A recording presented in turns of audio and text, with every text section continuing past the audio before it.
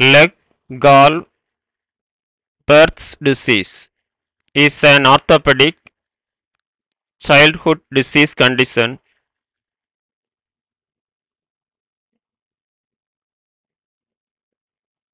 look at this picture shows that X-ray findings. Look at this femur, then CT findings, MRI. Look at this.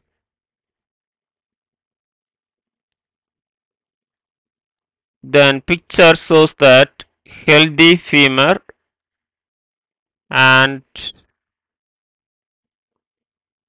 leg gall births disease femur. Look at these differences. A detail going on. Introduction.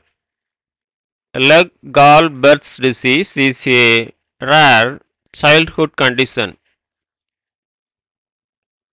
affecting the hip joint where the blood supply to the femoral head is temporarily disrupted, leading to avascular necrosis. Over time, the bone degenerates and revascularizes, but the process can result in deformity and long-term complications if not managed properly.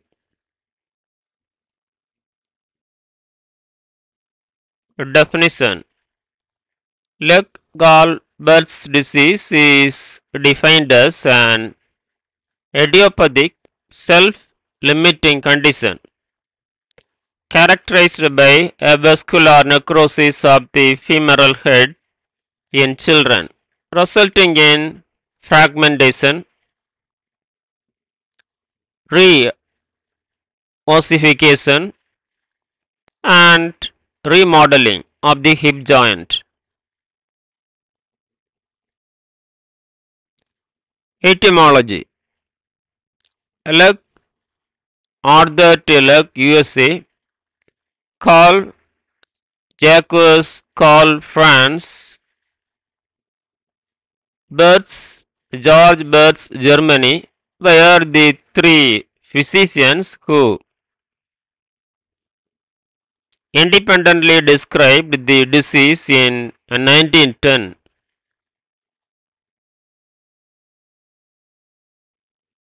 Epidemiology. Incidence 4 to 29 per 100,000 children. Age group most common between 4 to 10 years. Gender boys is more than girls, approximately 4:1. Literally unilateral in 85% of cases, bilateral in 10 to 15%.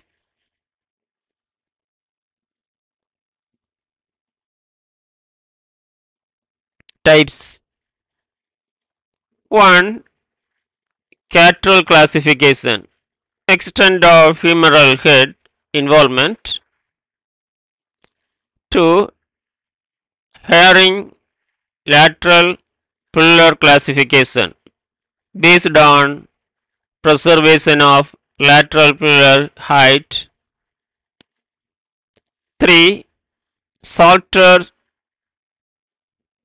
Thompson classification based on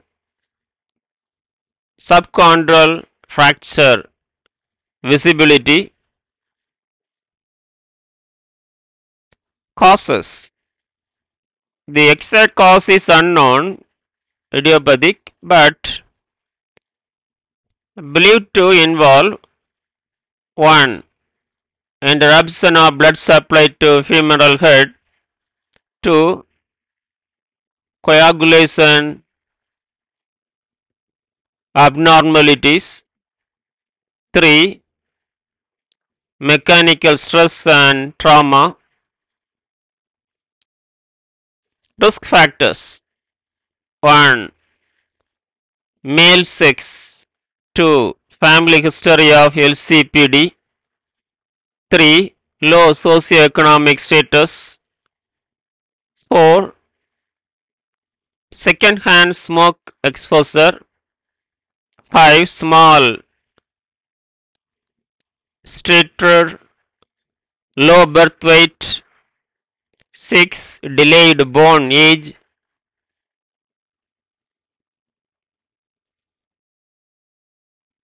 Complications. 1. Hip deformity. 2. Leg length disturbance. 3. Decreased range of motion. 4. Early onset osteoarthritis. 5. Chronic pain and gait abnormalities.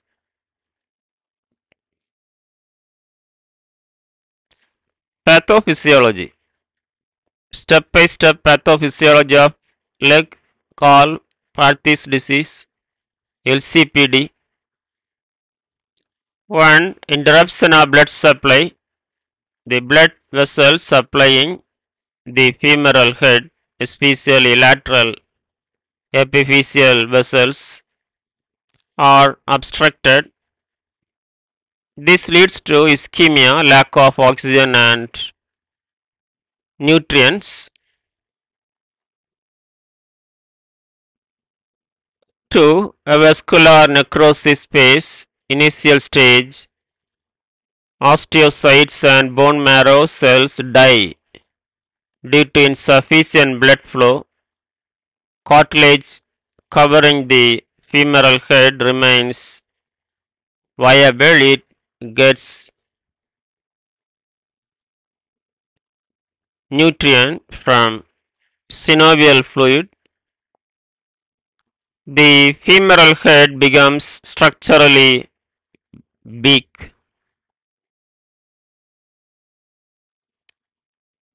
3. Fragmentation phase. The necrotic bone is gradually resorbed by osteoclasts. Mechanical stress from walking causes collapse and fragmentation of the femoral head.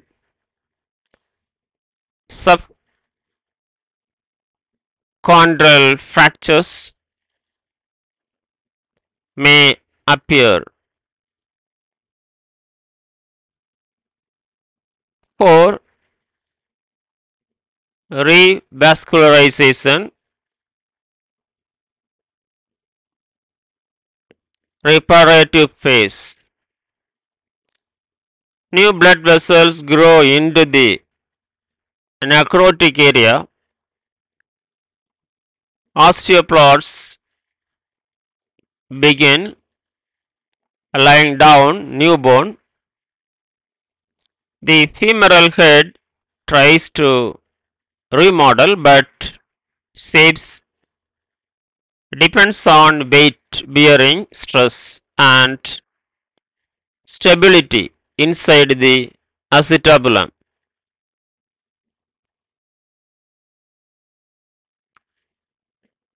5. Remodeling healing phase.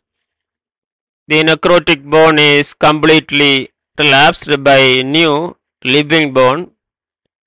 If healing occurs with proper containment, round shaped, maintained, the femoral head remodels into newer normal form. If not, it heals in a deformed, flattened or enlarged shape, leading to long-term complications. 6. Long-term outcome. If remodeling is poor, coxoplana, flat head, coxomagna, enlarged head, or aspherical femoral head can occur.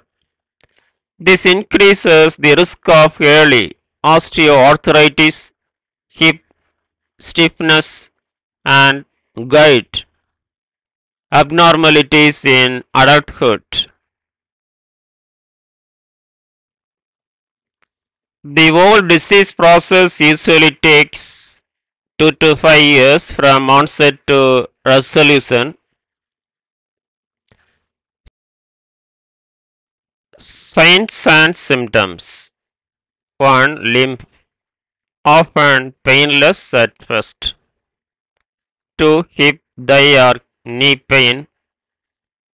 3. Limited range of motion, abduction, internal rotation. 4. Muscle wasting of thigh, gluteal region. 5. Shortening of limb in advanced cases.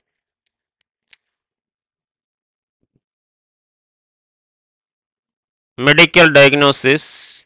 1. History and physical examination. 2. X-ray shows fragmentations, collapse and remodeling.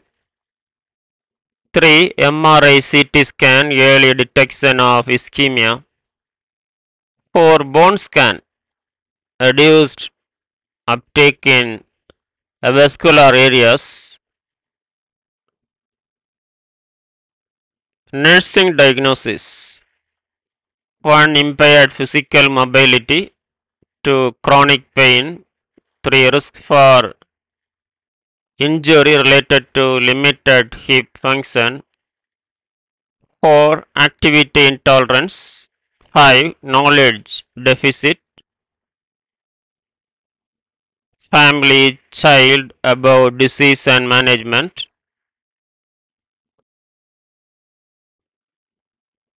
Medical management. 1.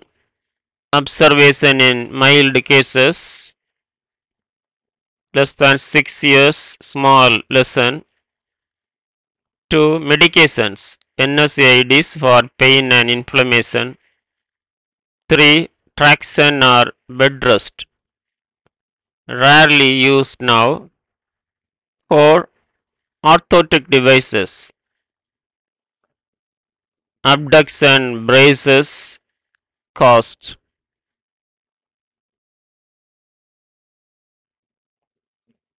5. Surgical interventions, femoral versus osteotomy, pelvic osteotomy, self acetoplasty. Nursing management. 1. Pain assessment and management. 2. Encourage mobility with assistive devices. 3. Positioning to prevent contractures. 4. Family education on disease courses and brace care. 5. Emotional support for child and family. Treatment options. 1. Conservative rest, NSAIDs, physiotherapy, bracing. 2. Surgical osteotomy, bone grafting, joint realignment. 3. Rehabilitation, physical therapy to maintain hip mobility and strength. Psychosocial medicine. 1. Psychological counseling and emotional support. 2. Family education and support. 3. Peer and school support programs. 4. Recreational and play therapy. 5. Support groups and social integration. Prevention. There is no primary prevention since it is idiopathic, but on reduce the risk factors like second-hand smoke exposure and improve nutrition may be beneficial. To early detection and intervention can prevent severe deformities. In conclusion, leg gall Perth's disease is a rare but significant pediatric hip disorder that can cause lifelong disabilities if untreated. Early recognition, proper classification, and timely intervention are essential to minimize complications. A multidisciplinary approach involving orthopedic surgeons, nurses, physiotherapists, and psychosocial support ensures the best outcomes for affected children. Thank you. Have a nice day.